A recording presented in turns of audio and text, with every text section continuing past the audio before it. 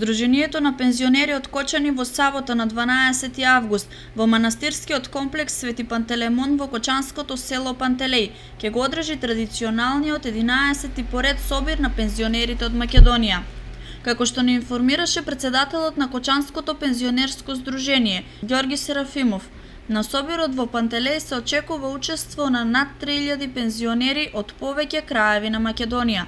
Се очекува присуство на пензионери од најоддалечените места во државата, од Западна Македонија.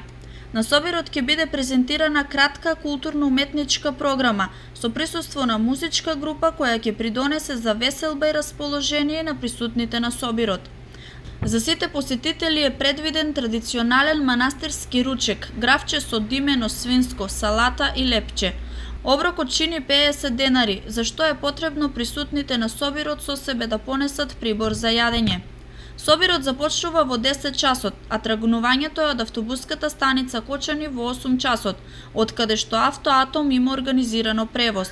Повратниот билет Кочани Пантелеј Кочани чини 50 денари.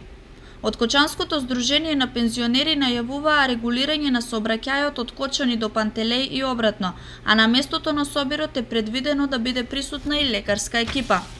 За време на престојот во манастирскиот комплекс во Пантелеј, посетителите можат да ги посетат двете манастирски цркви посветени на Свети Пантелеимон и Света Богородица, градени во средината на 19 век, и фреско насликани од страната на тајфата на Димитрија Андонов Папарадишки.